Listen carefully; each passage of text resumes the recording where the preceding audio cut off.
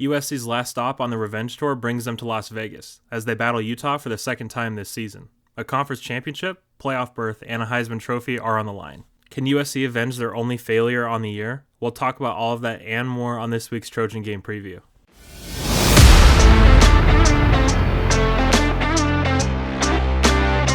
Hey guys, welcome into this week's game preview. I feel like I've said this every week for a month, but this is the most important game of the season and the most important game in over a decade. The opportunity to play for a championship, the opportunity to win a Heisman. It's really crazy how much is riding on this one game. All of the pressure in the world is on us, but I'm really feeling confident about this one.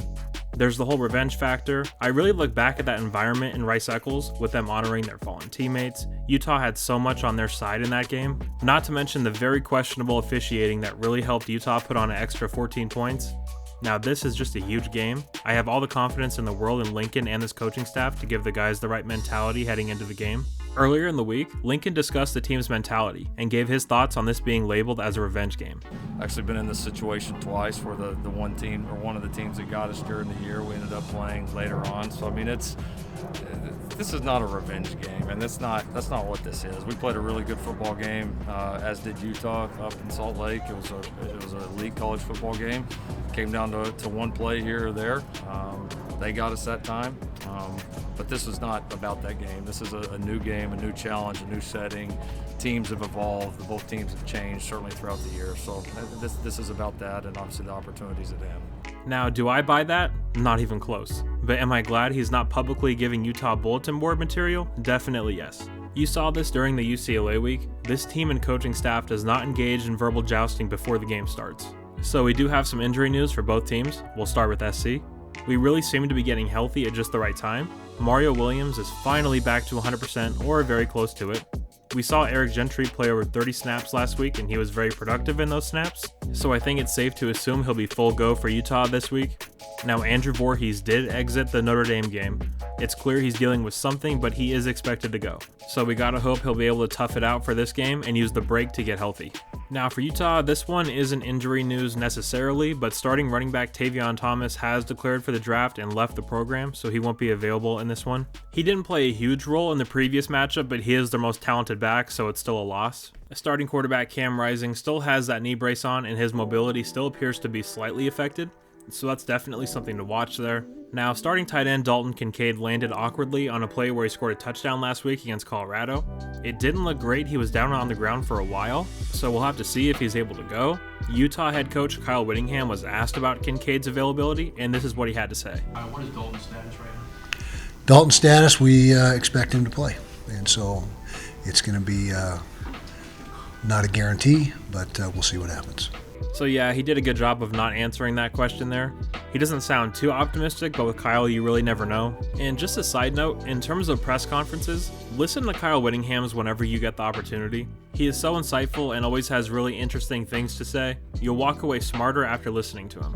So back to Kincaid, he's the engine of this Utah offense. If he's not available, or even if he's around 50%, that's a huge blow to this Utes offense. And another huge one, Clark Phillips, who I think is the best cover corner in the country, didn't even play last week against Colorado. When asked if he'll play this week, Kyle just said, "I hope so." So that's a wait and see as well. That one has the potential to affect the actual outcome of the game more than Kincaid, in my opinion. Taking a premier cover corner off the field against this offense is not good news for Utah. Utah's sack leader Van Fillinger is also out for the year, so some major injury concerns for Utah.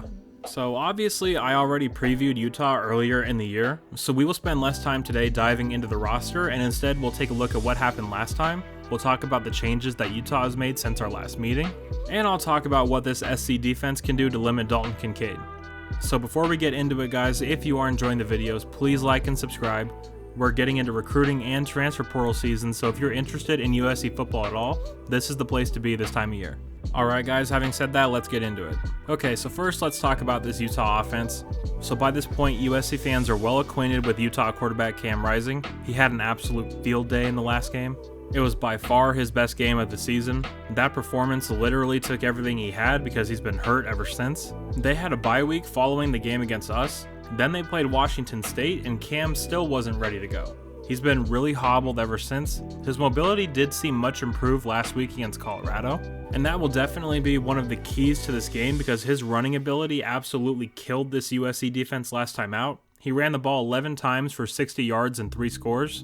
They ran multiple design quarterback runs, multiple read options. It was a huge part of their game plan and it was super successful. Alex Grinch will have to commit to taking that away. Especially now with their lack of depth in the running back room, they could look to lean on Cam again in the run game if he's healthy enough. And if you want to know what a team's true bread and butter is, what a team is most comfortable with, look at what they do in critical situations, and in the last meeting when it was an important spot in the game, they called either a design QB run or a read option. If you recall that 2-point conversion going for the win, they called the QB run for Rising, so that has to be up there as priority number 1 for this USC defense. Another thing to watch about Cam, he hasn't performed well away from home this season.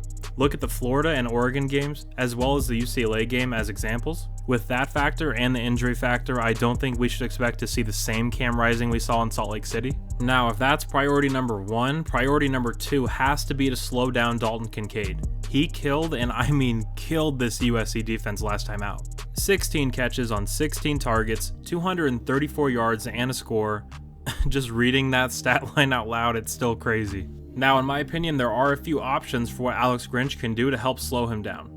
There's option A, which we saw in the first game. That's the whole don't cover or tackle him way of thinking. Probably don't want to go with that one. Option B is whenever Kincaid is on the field, Kalen Bullock is following him.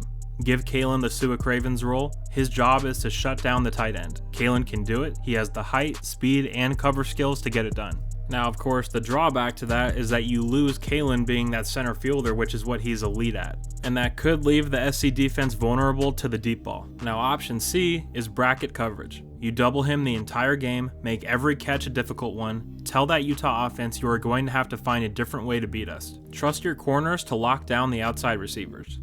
Now, of course, the drawback with this one is that you lose a potential defender in the run game. Honestly, Grinch can pick whatever option he wants as long as he slows that guy down. I'll be cool with it. Now, earlier I mentioned Tavion Thomas has left the team, and while the running backs they have left on the roster aren't as talented, the room seems much more solidified and organized, if that makes sense. Jaquinden Jackson is a converted quarterback that they put at running back, and he had a really good day last week against Colorado. 10 carries for 117 yards and 3 scores. Now, 66 of those yards came on one run, and the obvious caveat to that is that it's Colorado, so who knows what to actually take from that. With how solid USC's run defense has been in recent weeks, I wouldn't be too worried about this facet of the Utah offense compared to the others. Now let's talk about this Utah offensive line. They have remained healthy, and last time out they did a great job against the SC pass rush. We failed to get a sack on Rising. I mean, it really felt like he had all day back there, and he absolutely carved us up. The Utah offensive line has actually done a great job all year preventing sacks.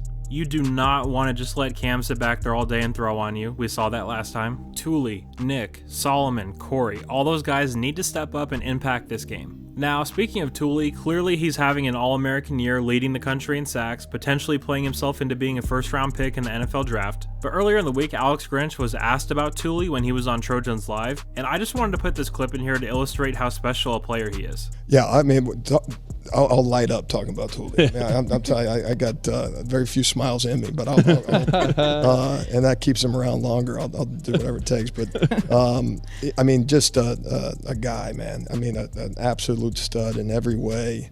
He, from the moment we walked through the door, I mean, he's every workout, every practice.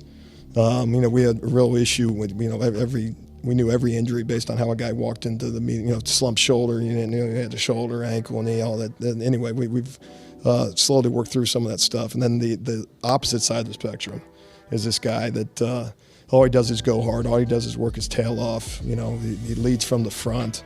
And then you get into obviously the fall and just playing at an exceptional level. And then, there's been a couple times on game day asking, what do you like Thule? And he doesn't care. It has, been a couple times dropping in coverage, and I mean, he thinks it's the coolest thing in the world. And I do too, because he did a nice job of it. But no, he's big time. I mean, it's almost, as you talk to scouts and media over time, he's almost in his own category, which I think we got to be.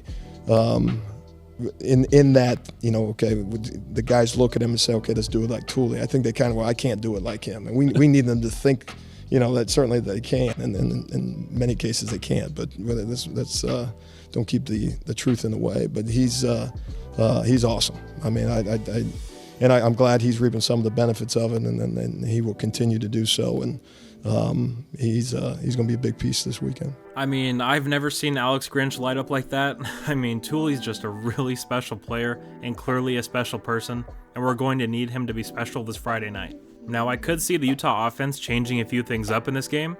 Vele will probably be more predominantly featured. Having a converted quarterback at the running back spot really opens things up for a trick play. I will be shocked if we don't see a running back pass or a double pass at some point in this game from Utah. So let's look at some interesting numbers for this Utah offense. They rank 49th in pass offense, 83rd in red zone offense, but they're the 10th rushing offense. Now let's talk about this Utah defense. Now, they're a very interesting unit because going into that first game, their defense was reeling, ranked really low in most areas. The first half of our game, we absolutely torched them, but from the second half of that game till now, they have looked like a completely different team defensively. Now, of course, some of that can be taken with a slight grain of salt due to 3 of their last opponents being Stanford, Colorado, and Oregon, but with a totally hobbled Bo Nix. But their defense definitely stepped it up a notch in that second half against us and really got pressure on Caleb and made everything difficult for us. Now, some things have changed since that game. From the USC offense's perspective, we weren't running the ball anywhere near the level we are now. Austin Jones and this offensive line have really taken their games up a notch as of late. In the last game against Utah, we only handed the ball off to running backs 16 times. We are way more balanced now. I would expect that number to be up around 20 to 25 in this game, and I really like the matchup of our offensive line against their defensive line, particularly with Fillinger out. Another thing that's different, going into that game, we only had a few guys producing in the passing game. But remember, that was the game where we lost Jordan and Mario for a while. Since then, Kyle Ford has emerged as a big target. Michael Jackson, Lake McCree, Ray Leak has a bigger role now. This offense is firing on all cylinders up and down the lineup. Now, Caleb had arguably his best game as a Trojan last time out against Utah, but in that one, it really felt like it was him by himself out there, against Utah's players and the crowd. In that game, I felt overall Lincoln put way too much of the weight on Caleb's shoulders. This time around, I'm looking for a much more balanced approach, getting a bunch of people involved early, putting stress on the Utah defense in every way imaginable. Now, I honestly don't see this Utah defense holding us under 40. The main key here is don't play into their hands. They want to get pressure on Caleb by any means necessary.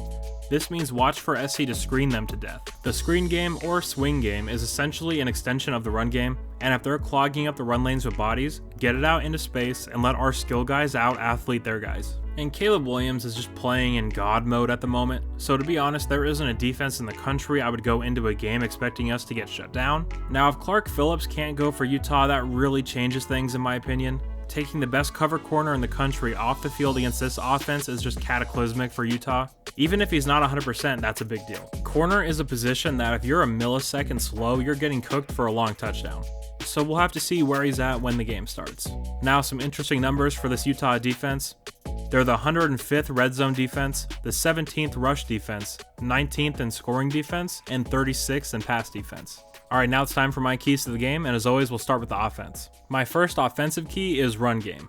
We need to be much more balanced this time around. We need to stress their defense in every way possible. Whether that's running a counter with Austin Jones or a jet sweep with Jordan Addison, just run the ball and run it often. I'd like to see us try to establish that on the very first drive if possible. My second key is really simple. It's just Caleb being Caleb. Let him create, let him make plays for others, let him make plays for himself. He's the best player in the country, and I think he's going to have a huge game in this one. And my last key for the offense is pass protection. We saw them get absolutely overrun in that second half against Utah last time out. We can't have that this time. Keep the pocket clean and let Caleb stay upright. Now let's move over to the defensive side, and my first key is Kincaid. Now, I talked about it earlier. There are ways to limit his production. Just don't let him kill you. He's gonna make some plays just like Mayer did last week. Just for the love of God, please cover him and tackle him if you're near him. My second key is another one we already talked about, and that's take away the QB run game. In that last meeting, they ran Rising all over our defense, and the most critical play of the entire season on that 2-point call, they ran Rising right at us, and we couldn't stop it. That has to change this time. We have to take that away, make someone else beat you. And my last defensive key is Kincaid, but written in white. Please just cover the damn tight end. Alright guys, those were my keys to the game. Now for some final thoughts. How crazy is it that we're already in conference championship week? This season has really flown by, but here we are. One win away from the college football playoff, a conference championship, and a Heisman Trophy. Guys, this time last year, we were celebrating the Lincoln hire, dreaming of times like this. And I don't know if even the most optimistic Trojan fans could have seen this coming so soon. We got to this point because we have a top 2 coach in the country, we have the best player in the country, and we have a team with more fight and heart than any SC team I've seen in the past decade. I feel real good about this one, guys. I really do. I have SC winning 48-20. Make sure you let me know your score predictions down in the comments. This has been a great year and my first covering USC football. Thank you all so much for coming along on this ride with me. There's still a ton to do, so let's enjoy the home stretch here. And as always, guys, thank you so much for tuning in. Take care and fight on.